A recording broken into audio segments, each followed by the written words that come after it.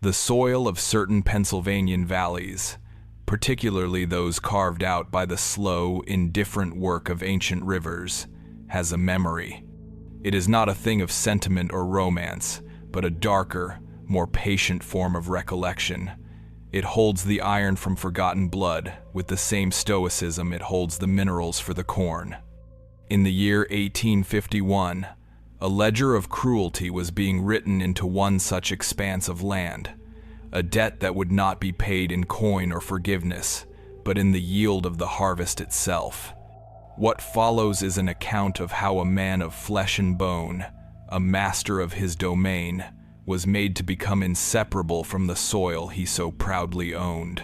If the quiet testimony of the earth is a language you seek to understand, and this archive is a place you have just discovered, consider subscribing to join our inquest and ensure no story is ever truly buried.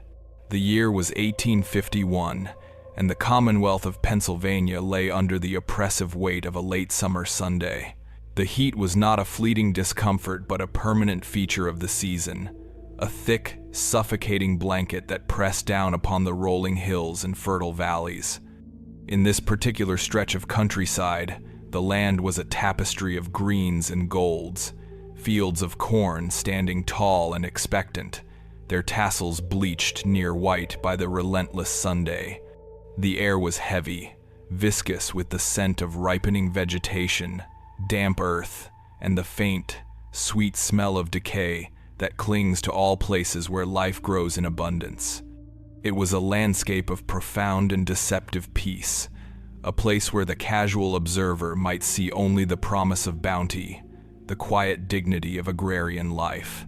But beneath the surface, under the endless hum of cicadas and the slow drift of dust motes in the slanted afternoon light, a different kind of pressure was building. The silence of the fields was not one of serenity, but of suppression. It was a quiet born of held tongues and averted gazes, a stillness that absorbed the sound of a leather whip with the same finality as the parched earth absorbed a summer shower. The architect of this silence was a man named Abner. He was the master of this land, a dominion that extended from the whitewashed farmhouse on the hill down to the last row of corn that bordered the dark, cool line of the woods. Abner was not an old man, perhaps 40 years of hard, prosperous living, etched into the lines around his eyes and the set of his jaw. He was tall and broad, with a physical presence that seemed to draw all light and air towards him, leaving those in his vicinity in a perpetual shadow. His connection to the land was absolute, but it was the connection of a conqueror, not a custodian. He walked his fields not with the reverence of a farmer who coaxes life from the soil, but with the arrogant stride of a king surveying his treasury.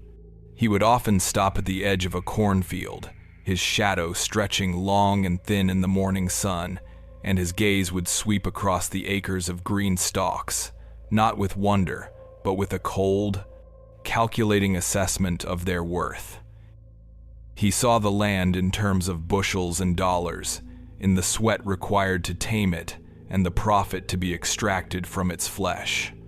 His hands, though calloused, were not the hands of a man who worked the earth. They were the hands of a man who commanded others to do so, hands that were more familiar with the grip of a riding crop than the handle of a plow. There was, however, a single, fleeting gesture that betrayed a different, more primal connection. On rare occasions, when he believed himself to be unobserved, Abner would reach out and cup a developing ear of corn, his thick fingers tracing the lines of the husk with an almost tender precision. It was a brief, unconscious act of communion, a moment where the man's pride receded and was replaced by a farmer's elemental understanding of growth. But the moment would pass as quickly as it came, his expression hardening once more, his mind returning to the cold arithmetic of ownership and control. This land, and everything that grew upon it, and everyone who toiled upon it, belonged to him. It was a fact as solid and unyielding in his mind as the stone foundations of his home. He believed the land owed him its bounty, just as the men and women he owned owed him their lives, their labor, and their silence. The coming harvest, he felt, was not a gift from nature, but a payment long overdue, a testament to his own will imposed upon the wildness of the earth. Moving within Abner's formidable shadow was another man, whose presence was as quiet and unobtrusive as his master's was loud and commanding. His name was Septimus. He was a man made of stillness and observation, his age indeterminate, marked not by years but by the seasons of relentless labor he had endured. He was not physically imposing like Abner, but there was a deep, resilient strength in his frame, a strength forged in the crucible of sun and toil. While Abner's gaze swept across the fields, cataloging his wealth, Septimus's eyes were always turned downward, toward the soil itself. He saw things that Abner, in his pride, could never comprehend. He saw the subtle shifts in the color of the dirt, a language that spoke of water and drought. He noticed the way the ants built their hills, the patterns of the spider webs in the morning dew, the specific angle at which a cornstalk leaned to catch the last rays of the afternoon sunday. He possessed a profound and secret knowledge, an intimacy with the earth that was born not of ownership, but of kinship. He understood that the land was not a treasury to be plundered, but a living entity, with its own hungers, its own memories, its own capacity for judgment. His suffering was a constant, a low hum beneath the surface of his quiet demeanor. It was there in the network of fine, white scars that patterned his back, a map of Abner's cruelty. It was present in the guarded stillness of his expression, a face that had learned long ago not to betray any thought or emotion that could be twisted into an excuse for punishment. But his endurance was not passive. It was a form of watchfulness, a patient, sustained act of witnessing. He watched the master, he watched the other enslaved workers, but most of all, he watched the land. There was a particular wildflower, a stubborn purple bloom that grew at the very edge of the westernmost field, a place where the plow blades often turned. Septimus, in a small act of quiet defiance, would subtly alter the path of his work, ensuring the flower was never uprooted, a tiny, fragile life that he chose to protect in a world where his own was held in such cheap regard. It was a secret contract between him and the soil, a silent acknowledgement of a power that existed long before Abner's fences and deeds. The atmosphere in those final weeks before the harvest was thick with an unspoken tension. The days were a monotonous cycle of heat and labor, the air filled with the rhythmic sound of tools against the earth, the creak of wagon wheels, and the sharp, commanding tone of Abner's voice. But it was the silence that held the most weight. It was a silence that gathered in the spaces between the corn stalks, that pooled in the shade of the great oak tree at the center of the property, that settled like a shroud over the slave quarters after the sun had set. It was a silence heavy with everything that could not be said, a reservoir of pain and resentment that seeped into the ground, watering the roots of the crops with a bitterness that no amount of summer rain could wash away. The dust itself, kicked up by the shuffling feet of the workers, seemed to carry this weight. It was a fine, reddish-brown powder that coated everything, clinging to sweat-soaked skin, settling in the lungs, a constant, gritty reminder of the earth to which they were bound. At midday, the dust hung in the air in a motionless haze, trapping the heat and blurring the edges of the world, making the landscape shimmer and distort as if seen through a veil of tears or a rising fever. The buzzing of insects was the only constant sound that the human drama could not entirely overwhelm. It was the land's own heartbeat, a ceaseless, indifferent thrum that rose and fell with the temperature of the day. It was the sound of life and death on a miniature scale, a world of predators and prey playing out their existence in the tall grasses and among the corn leaves, oblivious to the struggles of the men and women who moved among them. To Septimus, this sound was a form of language. He could distinguish the frantic buzz of a trapped fly from the lazy drone of a honeybee, the angry hum of a hornet from the chirping of a cricket. He understood it as the true voice of the fields, a voice that spoke of processes far older and more powerful than Abner's temporary reign. He knew that the land did not truly belong to the master. The master was merely a fleeting presence upon it, his deeds and cruelties no more significant to the earth than the passing of a summer storm. The land endured, the land remembered, and the land, in its own time, would always seek its own balance. As the harvest drew closer, a subtle change began to occur. It was not something that could be easily named or pointed to, but it was felt by all who lived and worked on that farm. A new quality entered the silence, a sense of anticipation, of something waiting just beyond the veil of the visible world. The whispers started in the cool of the evening, in the cramped confines of the sleeping quarters, words spoken so softly they were little more than breaths of air. They spoke of Septimus. They noted how he had become even more withdrawn, how his gaze seemed fixed on something unseen within the rows of corn. They saw him at the edge of the fields after the work was done, standing motionless as the twilight bled across the sky, his head cocked as if listening to a conversation no one else could hear.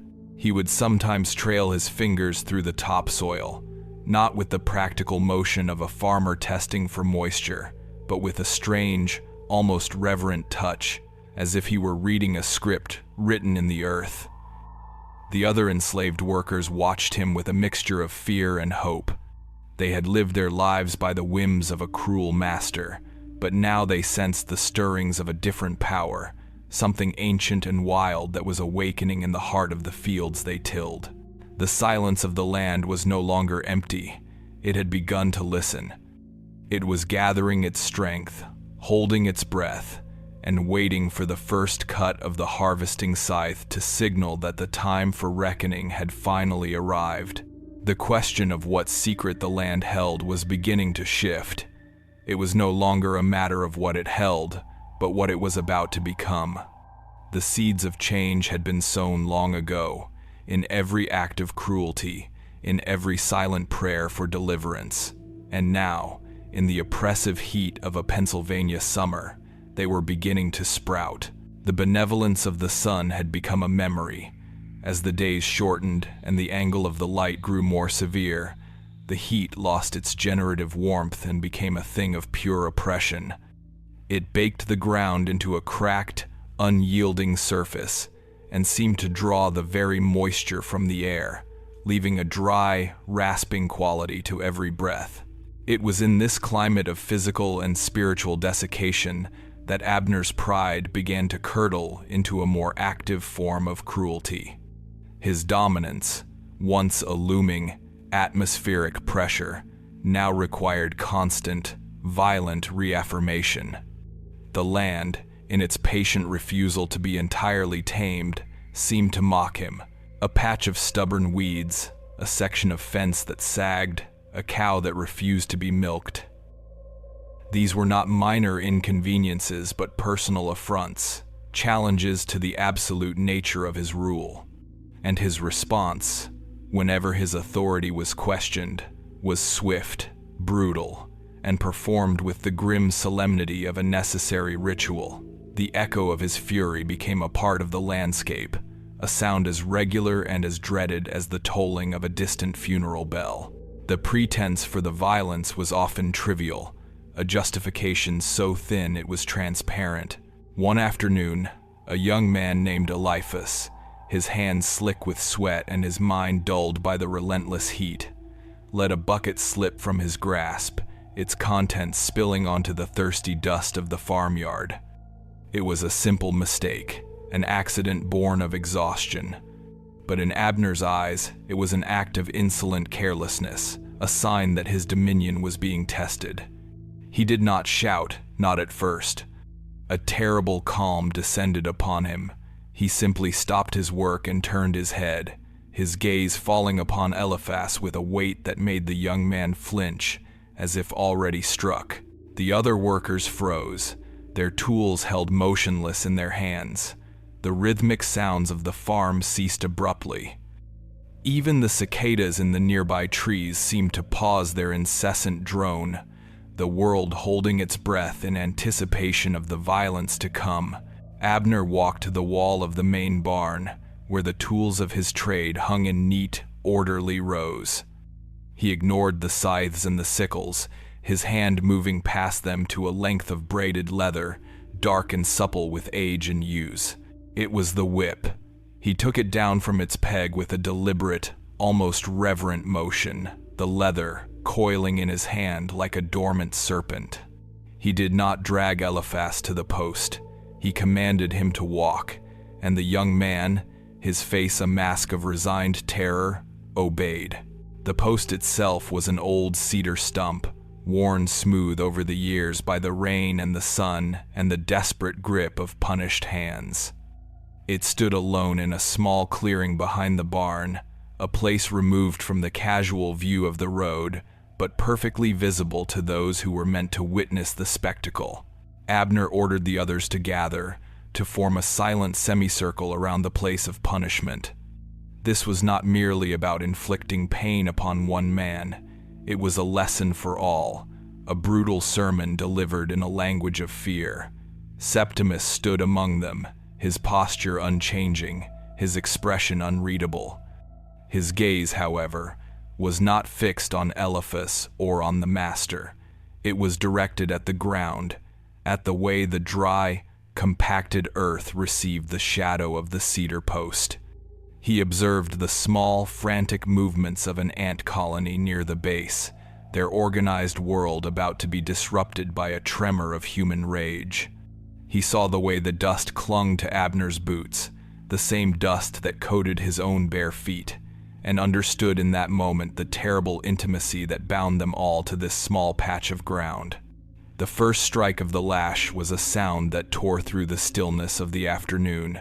It was not a loud crack, but a sharp, wet thud that spoke of leather meeting flesh. A flock of sparrows, startled from their perch in the eaves of the barn, exploded into the air in a panic of beating wings. Eliphaz's body convulsed, a choked gasp escaping his lips, but he made no other sound. Abner's voice followed the blow, low and steady, each word falling like a hammerstone. He spoke of laziness. He spoke of ingratitude. He spoke of the debt of labor that was owed to him, a debt that could only be paid in sweat and, if necessary, in blood. With each pronouncement, the whip fell again, a brutal punctuation to his tirade. The air grew thick with the coppery scent of blood and the sharp, acrid smell of fear. The other enslaved workers stood like statues, their faces carefully blank, but their knuckles were white where they clenched their hands, their eyes fixed on some distant point in the landscape, a tree, a cloud, anything to avoid looking directly at the suffering of their brother. To watch was to participate, to become complicit in the master's cruelty. To look away was an act of self-preservation, a desperate attempt to keep some small part of their own humanity unsoiled by the scene unfolding before them. Septimus, alone among the witnesses, did not look away, but he did not watch the spectacle in the way the master intended. His focus remained on the earth. He saw the first few drops of blood fall, dark spots that were almost instantly absorbed by the thirsty ground. He watched as the master's movements became more frenzied, his control slipping, the methodical punishment giving way to a raw, undisguised rage. Abner's face was flushed, his breathing heavy, his carefully constructed facade of righteous discipline crumbling to reveal the ugly, grasping pride that lay beneath. It was this pride that Septimus recognized as the true poison. It was a hunger that could never be sated, a deep insecurity that demanded constant feeding through the fear and subjugation of others. Septimus understood that Abner was not truly strong. His power was a brittle thing, dependent entirely on the tools he held in his hand and the terror he could inspire. The land, however, possessed a different kind of strength. It was a power that was patient, deep, and utterly indifferent to the fleeting rages of men. It absorbed the blood of the innocent with the same dispassion that it absorbed the summer rain. But absorption was not forgiveness. The soil held everything it was given. It kept a silent, meticulous record of every debt incurred upon its surface. Through it all, Septimus remained unbroken. He did not flinch at the sound of the lash. He did not recoil from the scent of blood. His stillness was not one of shock or fear, but of profound and terrible concentration. He was memorizing the scene, not with his mind, but with his body, with the very ground beneath his feet. He felt the vibrations of each blow travel through the soles of his feet, a dark pulse that connected him to the suffering of Eliphas and to the enduring patience of the earth. He was a conduit, a silent witness gathering the evidence of the land's desecration. His endurance was an act of defiance far more potent than any cry of protest. It was a declaration that he would not be turned into a mere spectator of his own dehumanization. He was a part of this place, a part of its pain, and he would also be a part of its eventual reckoning. The master, lost in his rage, never noticed the quiet, unwavering gaze of the man at the edge of the crowd. He saw only a sea of downcast eyes and trembling bodies, and he mistook their fear for respect, their silence for submission. He could not comprehend that a silence could be hard, that it could be a weapon, that it could be a promise. When the punishment was over, and Eliphas was cut down from the post to be carried away by two of the others, a new kind of silence descended. It was a hollow, ringing quiet, the kind that follows a great and terrible noise. The echo of the whip seemed to linger in the air, a phantom sound that clung to the leaves of the trees and settled in the dust. The sun began its slow descent, painting the western sky in bruised shades of orange and purple.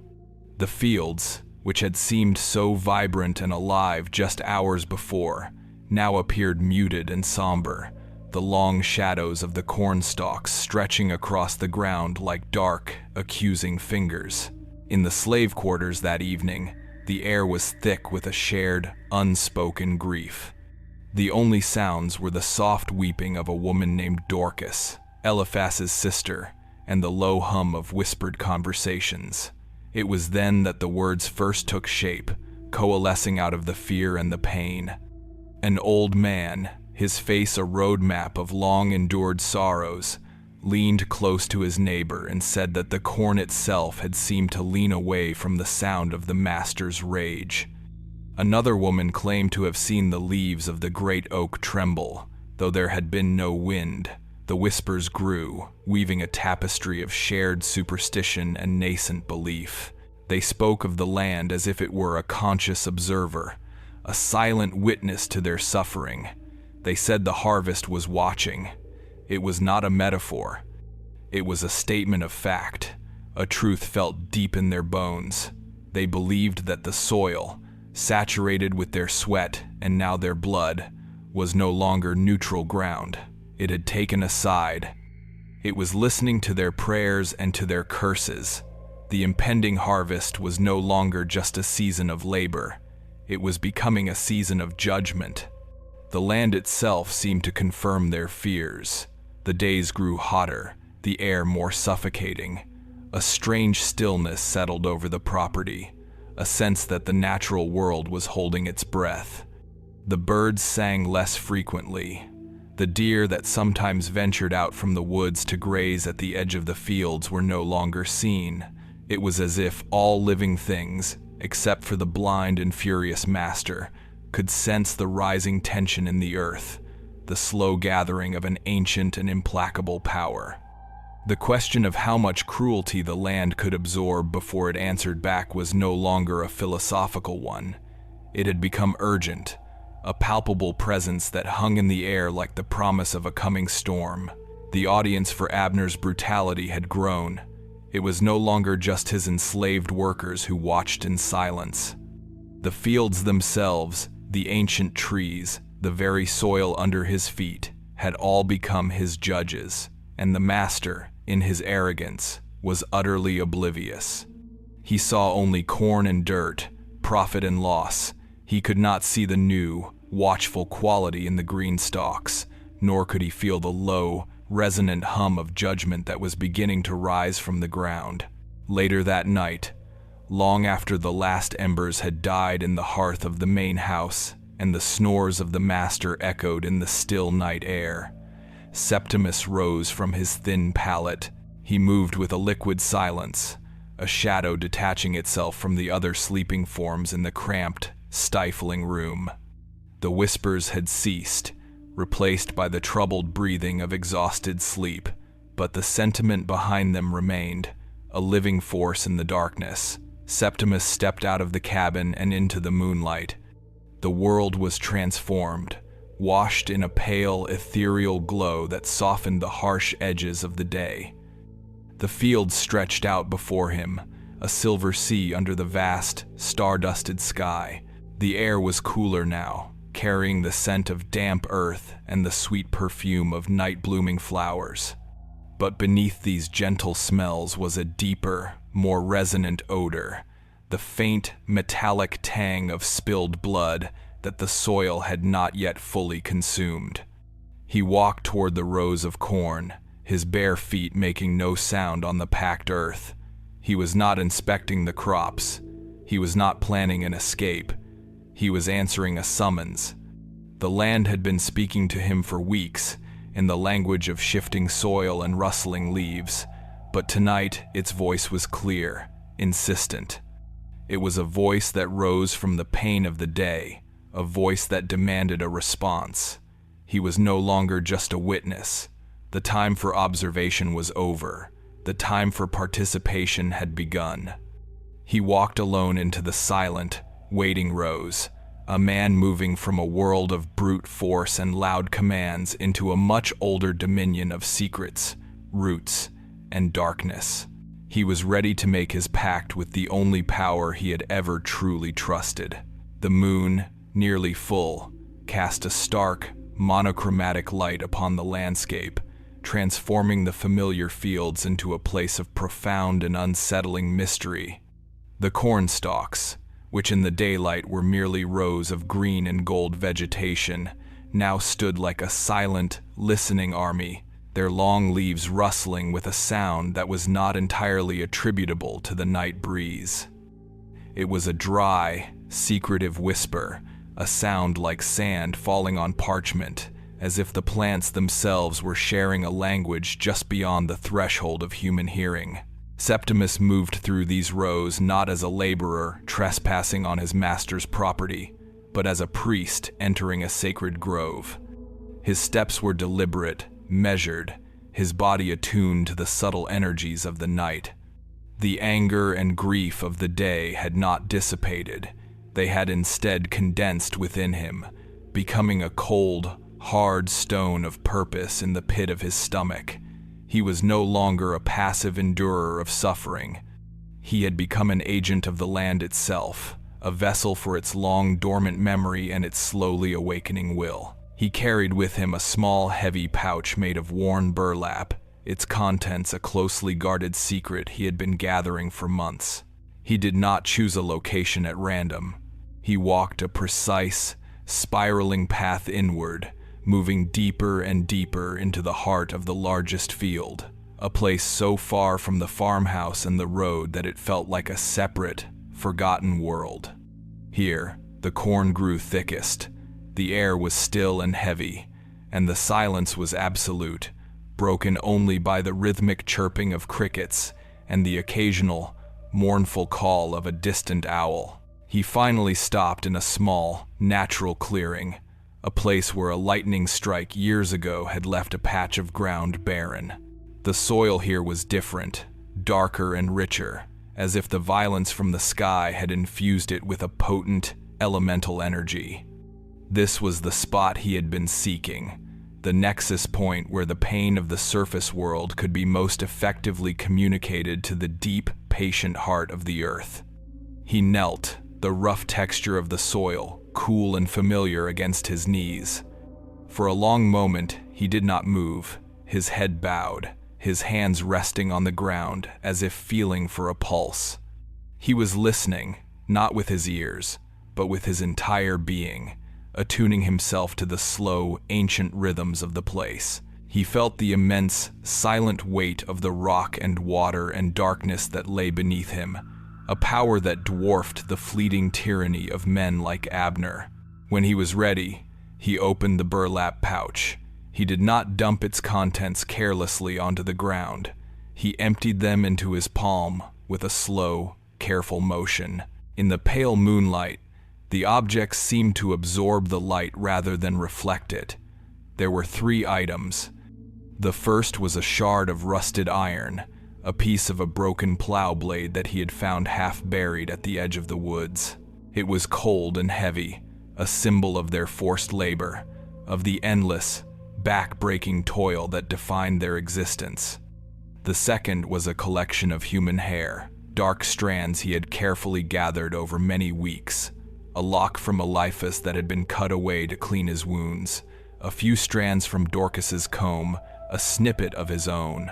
It was a tangible piece of their collective life, their shared identity as a people in bondage. The third and final item was a single, dried tooth, a molar he had lost years before, its roots long and dark. It was a piece of himself, a personal sacrifice, a binding agent to seal the pact he was about to make. He held these objects in his hand, their combined weight and texture a powerful, physical prayer. Then he began to speak.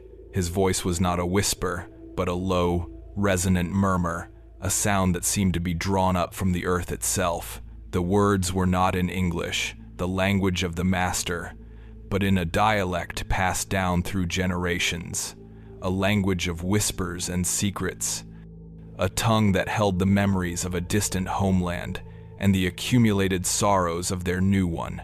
He did not plead or beg. His tone was one of formal address, a respectful but firm petition to an ancient and powerful sovereign. He spoke of the blood that the ground had been forced to drink. He spoke of the sweat that had fallen like rain upon the furrows. He spoke of the silent, unheeded tears that had watered the roots of the corn. He was not asking for a miracle of deliverance. He was asking for something far more elemental, for balance. He was reminding the land of the debt it was owed, a debt of flesh and pain that had gone unpaid for far too long.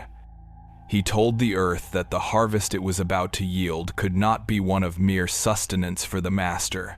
It must also be a harvest of justice. As he spoke, he began to dig into the soil with his bare hands.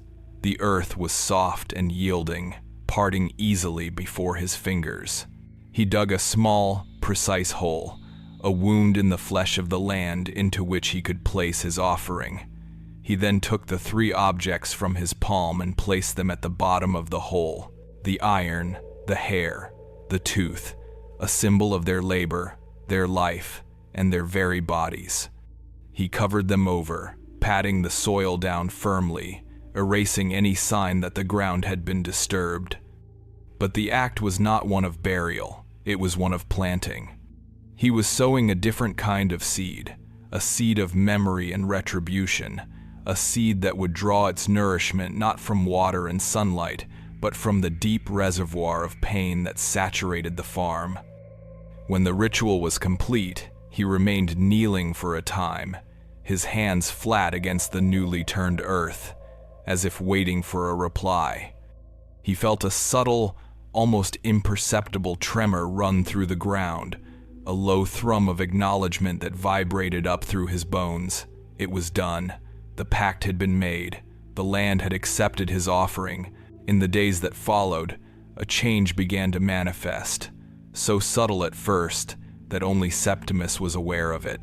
The corn in the center of the field, the plants growing directly above his buried offering, began to grow with an unnatural vigor.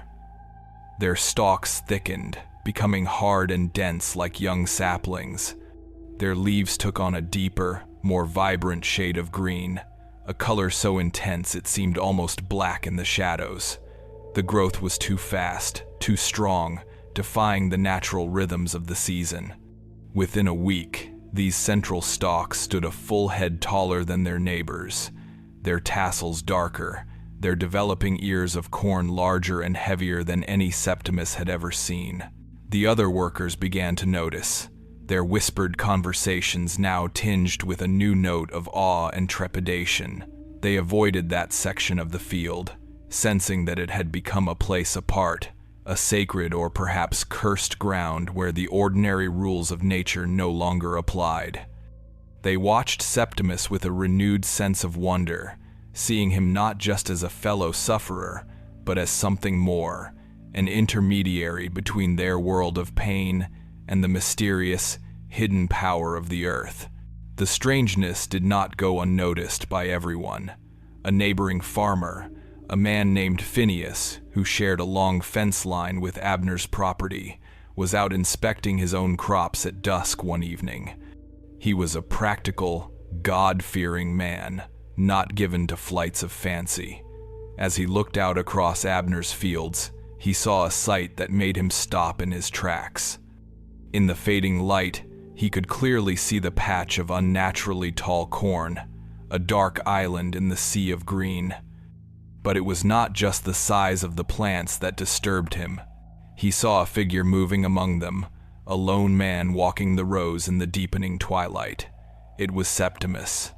But the way the man moved, the way he paused to touch a leaf or run his hand along a stalk, struck Phineas with a profound and inexplicable sense of dread.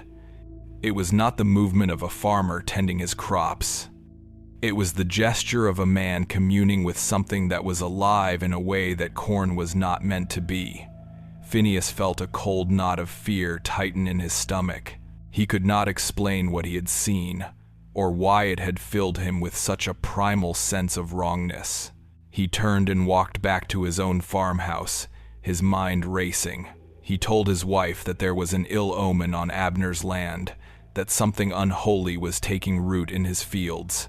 He could not have known how right he was. The sound he thought he heard on the wind, a sound he later dismissed as the product of an overactive imagination, was the sound of roots moving under the soil at night, not with the slow, patient creep of normal growth, but with a hungry, deliberate speed, as if they were searching for something. The inevitable confrontation came a few days later. Abner, making his daily tour of inspection, finally noticed the strange growth. He rode his horse to the edge of the field, his eyes narrowing with suspicion. He had never seen corn grow like this. It was an aberration, a defiance of the natural order he sought to control. His first thought was that Septimus, with his strange, quiet ways and his intimate knowledge of the soil, must be responsible. He saw it as a trick, a form of witchcraft designed to mock his authority. His face contorted in a mask of rage. He dismounted, his boots sinking into the soft earth, and bellowed for Septimus to come to him. The shout echoed across the fields, a brutal tearing of the morning's peace. Septimus emerged from the rows, his demeanor as calm and unreadable as ever. He walked toward the master, his eyes not showing a trace of fear. He stopped a few feet from Abner, his gaze not on the master's angry face, but on the strange, powerful stalks of corn that stood behind him like silent sentinels. Abner demanded to know what he had done, what devilry he had employed to create this unnatural growth. He raised his riding crop, his knuckles white, his entire body trembling with fury. The air crackled with tension. The seeds sown in the dark had borne their first, strange fruit, and now the master, the proud owner of the land, had come to confront a harvest he could neither understand nor control. The ritual was over, the consequences were just beginning to unfold.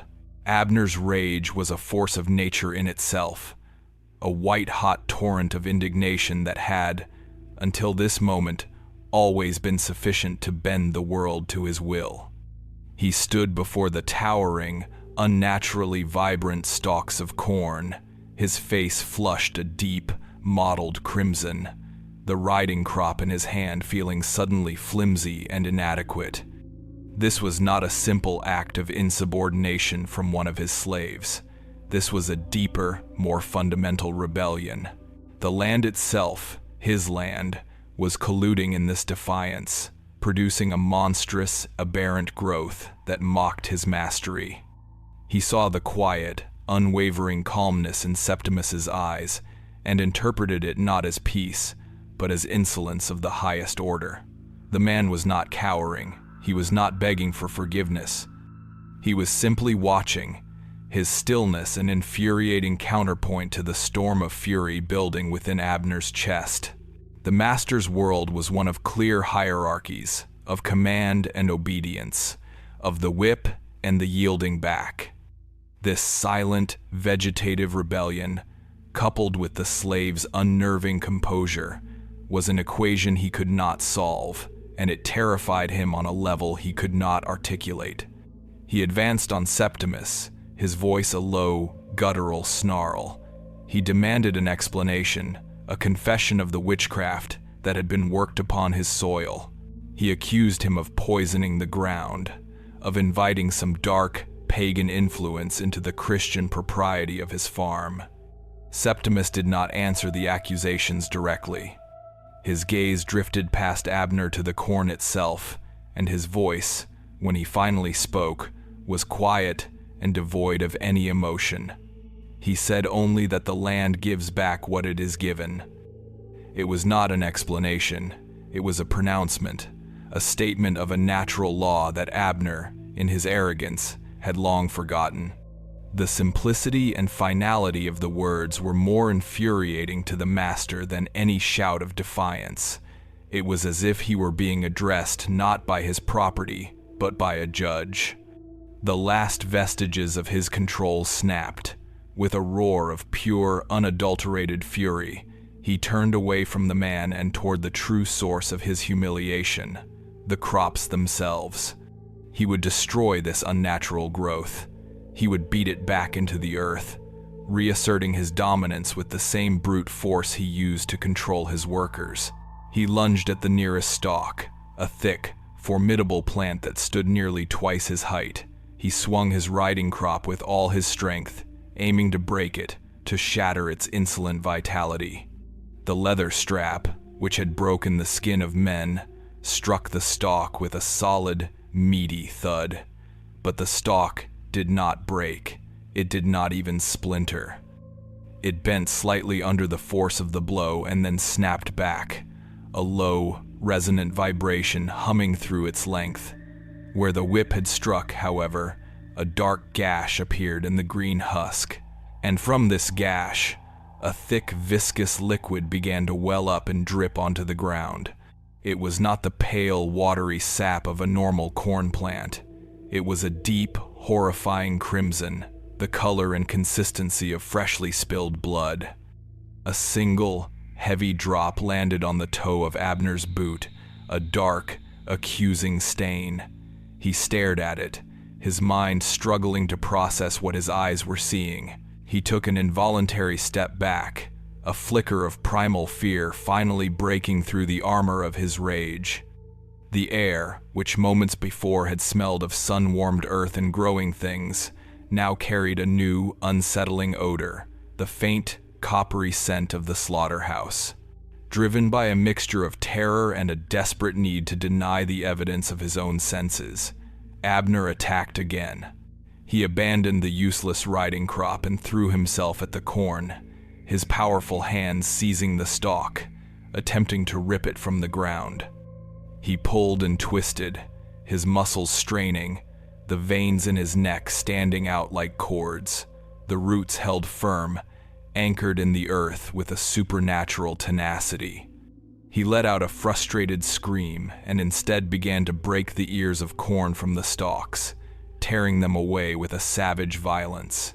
With each one he ripped free, the same blood-like sap poured forth, dripping from the broken stems, spattering his hands and his clothes. The husks, when he tore them open, did not reveal the familiar pale yellow kernels of sweet corn. Instead, they were filled with rows of dark, purplish-red kernels that glistened wetly in the morning light, resembling nothing so much as swollen, clotted drops of blood. The sight was so grotesque, so profoundly wrong, that Abner finally recoiled, stumbling backward and falling to the ground. He sat there in the dirt, his breath coming in ragged gasps, his hands stained with the crimson sap, staring at the monstrous harvest he had helped to create. It was at that moment that the animals began to react. Abner's horse, which had been standing patiently at the edge of the field, suddenly let out a high, panicked whinny. It reared up, its eyes wide with terror, and then bolted, galloping wildly back toward the relative safety of the barn. Across the farm, a cacophony of animal distress erupted.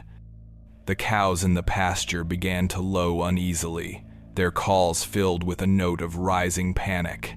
The pigs in their sty started to squeal, a high piercing sound of pure fear.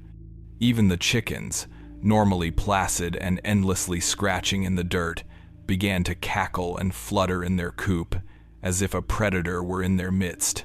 None of the animals would go near the field. A dog that had followed Abner from the house stopped dead at the edge of the corn, the hair on its back standing up, a low growl rumbling in its chest. It stared into the rows, not at the master or at Septimus, but at the corn itself, as if it could see some terrible, invisible presence moving among the stalks. The entire ecosystem of the farm was recoiling from the central field, a silent, instinctual judgment passed by the creatures who were more attuned to the true nature of the land than their human master. Septimus had not moved. He stood and watched as his master's power unraveled, his certainty crumbling into a pathetic, dirt-stained heap. He had not laid a hand on Abner. He had not raised his voice. He had simply allowed the land to speak for itself. He looked down at the master, who was now scrambling to his feet, his face a mask of disbelief and horror. The stain on Abner's boot, the crimson sap on his hands, these were the first signs of the land's claim. The debt was being called in, not in coin, but in kind. The blood that had been given to the soil was now being returned. When Abner finally managed to look at Septimus, his eyes were wild, pleading for an answer, for a way to undo what was happening. He was no longer a master addressing his slave. He was a frightened man confronting a power he could not comprehend. And Septimus, in his terrible, quiet calm, offered him the only truth that now mattered. He told Abner that he should not have struck the plant. He said it was a part of the harvest now. The words were delivered as a simple statement of fact, but they landed with the chilling finality of a death sentence. The line between the master and his property, between the man and the crop, had been irrevocably blurred.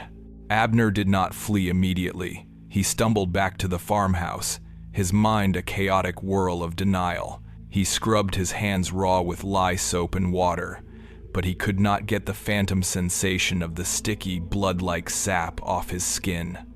He changed his clothes, but he could still smell the faint, coppery odor clinging to him. He tried to drink, pouring himself a large glass of whiskey, but the liquor tasted of damp earth and something metallic, and he spat it out in disgust. He was being rejected, not just by the strange corn in the field, but by the very fabric of his world. The power he had always taken for granted, the authority that had seemed as solid and real as the stone walls of his house, was dissolving like sugar in water. He had believed himself to be the master of the land, but he was slowly, horrifyingly beginning to understand that he was merely a tenant, and his lease had expired.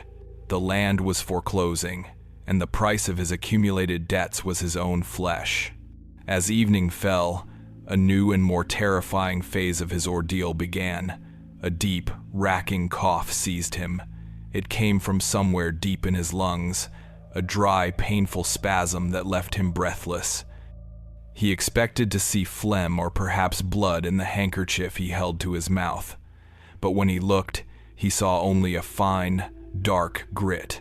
It was soil. He was coughing up the very earth he claimed to own. The transition had begun. He was no longer just a man being tormented by his land. He was a man in the process of becoming it. The crimson sap that had stained his hands was an external sign of the harvest's claim. The soil in his lungs was an internal one. The turning was complete. The harvest had been a passive observer, a silent witness. Now, it had become an active participant. It had reached out from the field, its roots and its influence extending into the house, into the master's own body.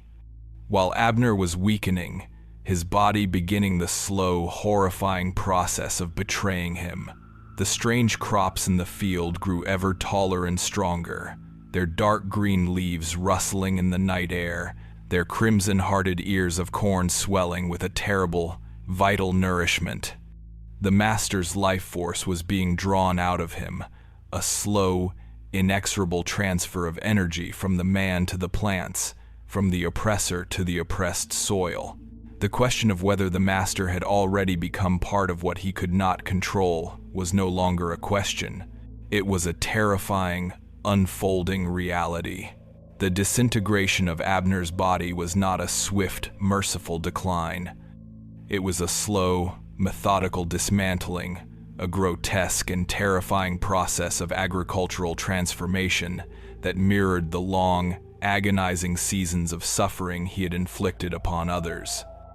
The initial shock of coughing soil gave way to a relentless, grinding horror as the land's reclamation of his flesh accelerated.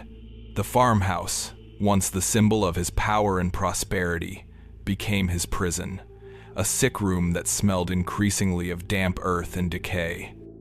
He grew too weak to leave his bed, his once formidable frame shrinking, the color draining from his face to be replaced by a pale, grayish pallor, the color of clay beneath a stone. His wife, a timid, frightened woman named Beatrice who had lived her entire married life in his shadow, tended to him with a mixture of duty and revulsion. She tried to feed him broth, but he could not keep it down. He choked and gagged, and when he retched into the basin she held for him, it was filled not with bile, but with a thick, dark mud, teeming with the tiny, thread-like roots of young plants.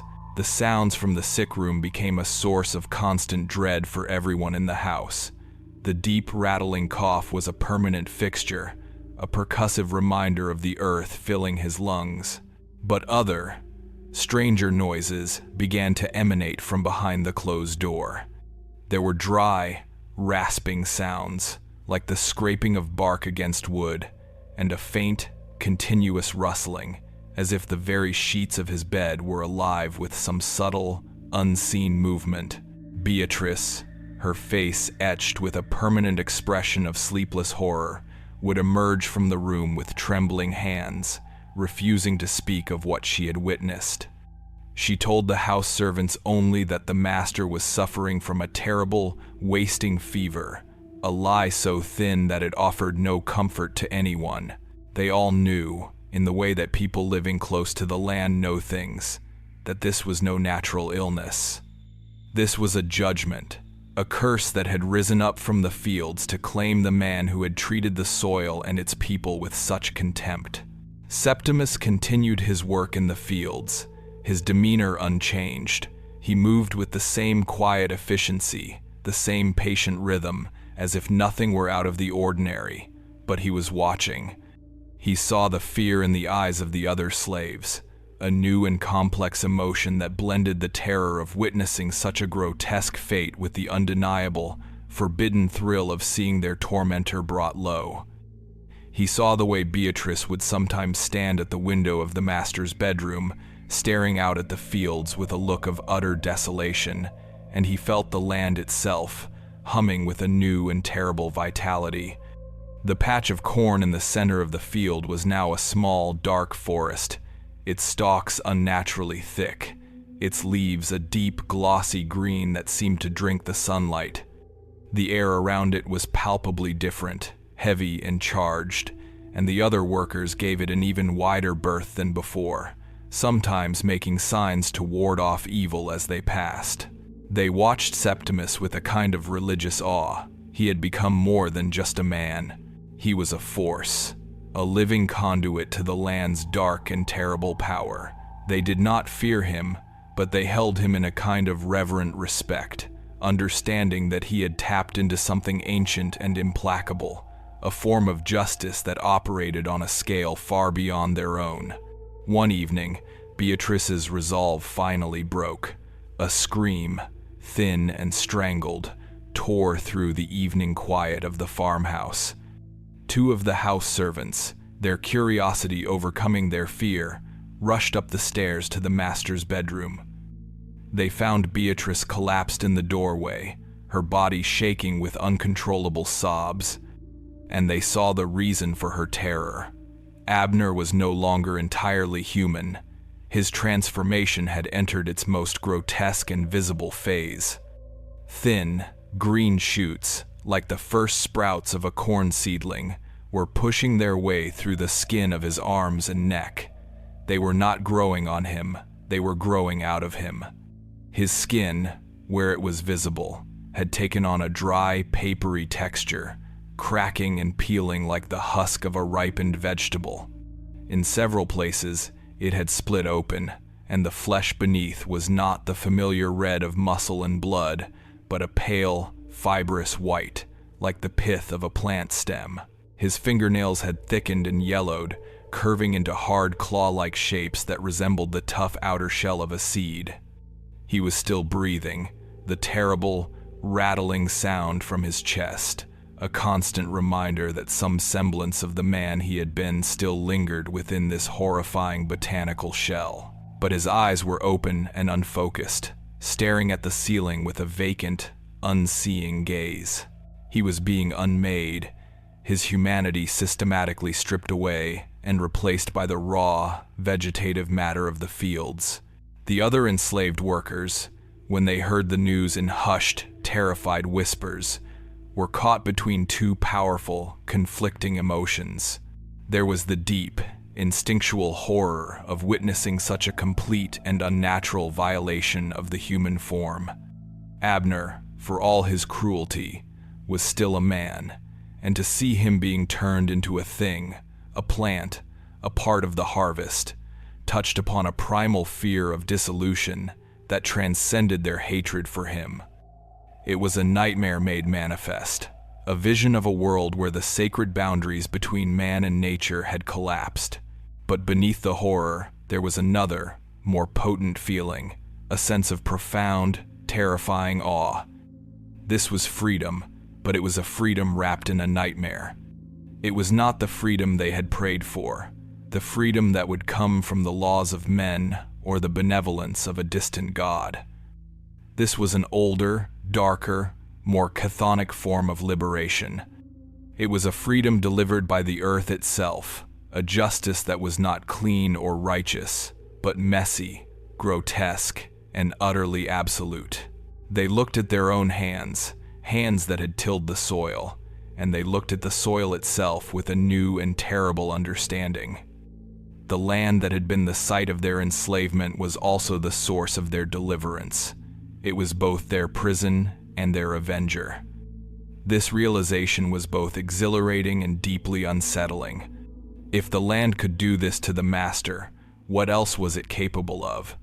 Was this power something they could ever hope to control, or were they, too, merely pawns in a much older and more indifferent game? As the days passed, the smell from the sick room changed. The scent of damp soil and decay was now mingled with a strange, sweetish odor, the smell of ripening corn and rotting vegetation. The air in the entire house grew thick and heavy, a miasma of organic processes that should have been taking place in the fields, not in the master's bedroom. Beatrice abandoned the house entirely, moving into one of the outbuildings, unable to bear the sights and smells of her husband's transformation any longer. The house servants left food and water outside the bedroom door but refused to enter.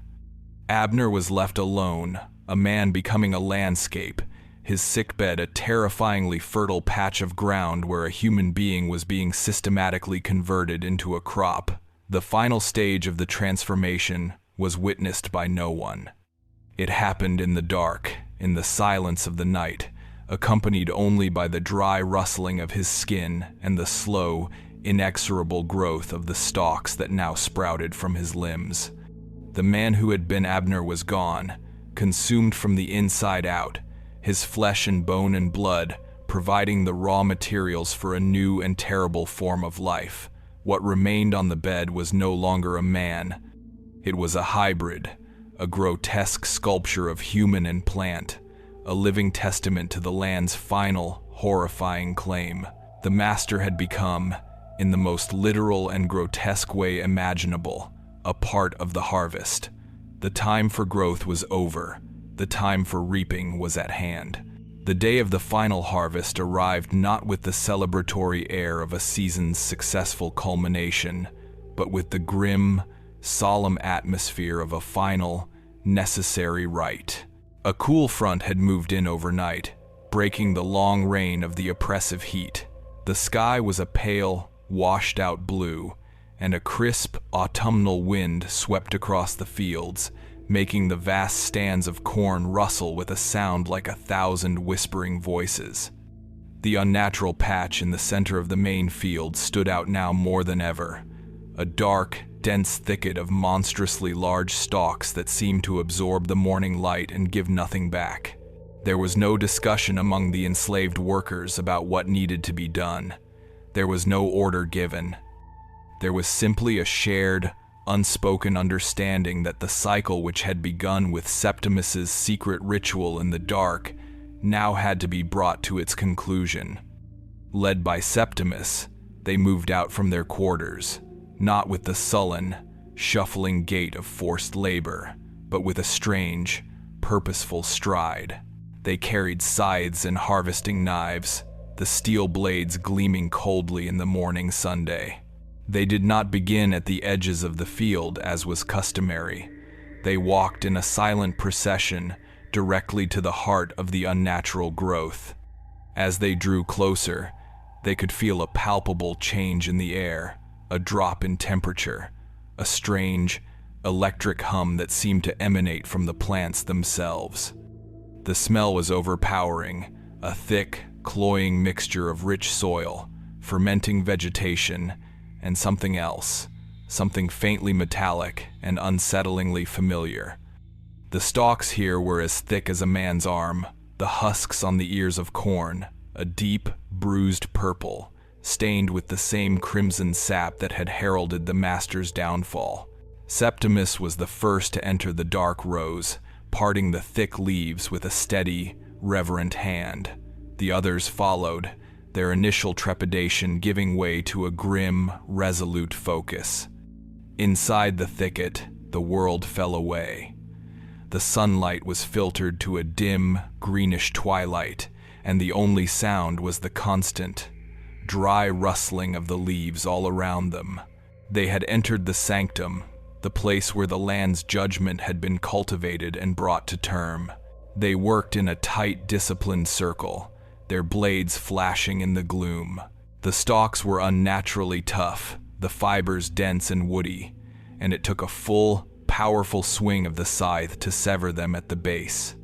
With each one that fell, a fresh wave of the crimson sap would bubble up from the stump, staining the ground a deeper shade of red. The work was slow, arduous, and deeply unsettling. There was no conversation, only the rhythmic sound of blades cutting through the thick stalks and the heavy thud as they fell to the earth. They were not merely harvesting a crop, they were dismantling a tomb. They were clearing a space that had become saturated with a terrible, concentrated power. As they worked their way toward the very center, the place where Septimus had planted his offering, the ground beneath their feet grew softer, more yielding, as if it were still freshly tilled. It was here that the final discovery was made. As one of the men swung his scythe, the blade struck something hard just below the surface of the soil, producing a dull, clattering sound that was not the sound of steel hitting stone. They stopped their work, gathering around the spot. Septimus knelt and began to dig into the soft, dark earth with his bare hands. The soil was loose and rich, and it gave way easily. A few inches down, his fingers brushed against something smooth, hard, and unmistakably familiar. He continued to dig, clearing the earth away to reveal his discovery. It was a human skeleton, its bones bleached and clean, arranged in the earth as if it had been laid to rest there. But it had not been buried, it had been grown into. The powerful taproot of the largest central corn stalk had wrapped itself around the rib cage, its smaller tendrils weaving through the empty eye sockets and around the long bones of the arms and legs, holding the skeleton in a final, macabre embrace. Lying amidst the bones, almost perfectly preserved in the strange, sterile soil, was a single, rusted buckle from a man's belt. There was no need for discussion, no need for speculation. They all knew who it was. This was what remained of Abner. The land had not just killed him, it had consumed him.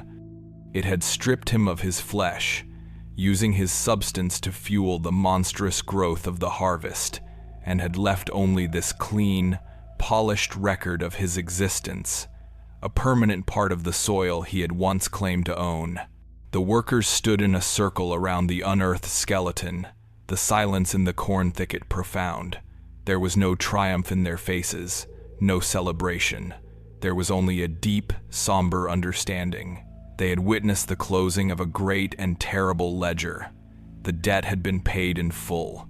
Quietly, without a word being spoken, they began to cover the bones again, returning the soil to its place, leaving the master to his eternal rest in the heart of his own field. They did not touch the strange, blood-colored corn that they had cut down. They left it lying on the ground to rot, to return its borrowed substance back to the earth.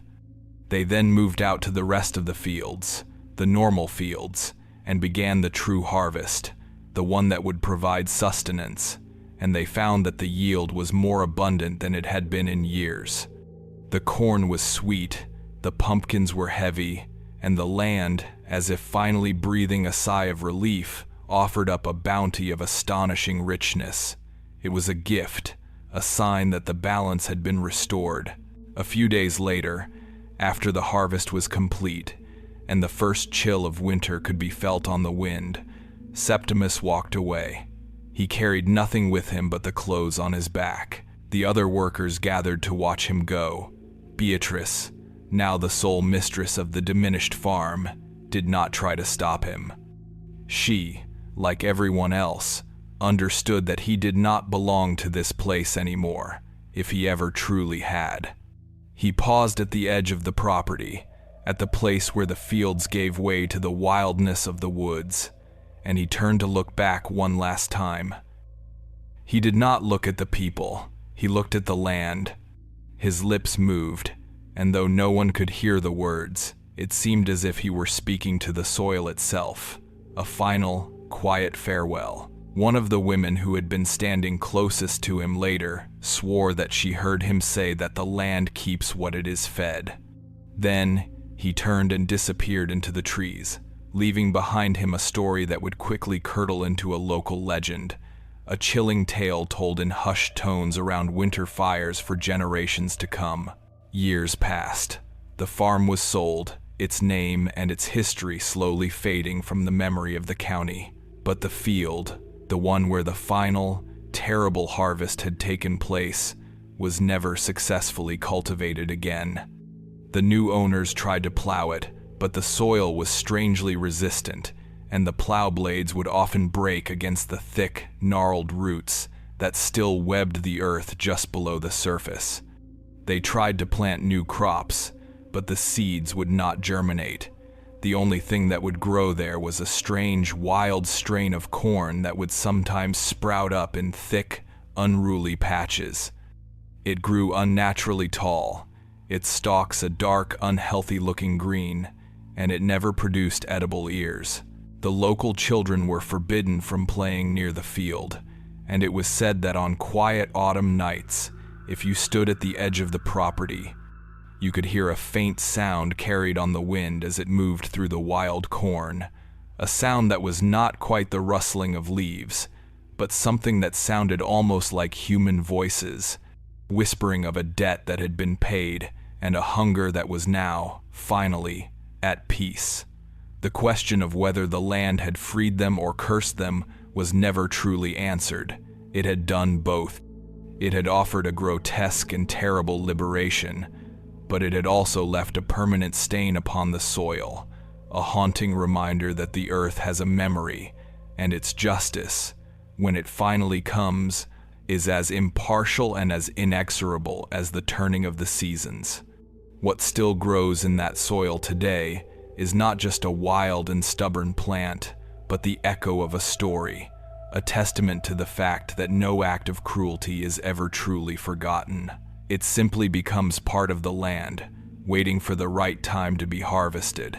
The record on the fields of Abner and the silence of Septimus is complete, and your presence through its final page is a testament to the stories that refuse to be buried. If you have just found our archive, subscribe to the Blaspheme Archive so you are here when the next file is unsealed, and tell us in the comments how this story took root in your thoughts.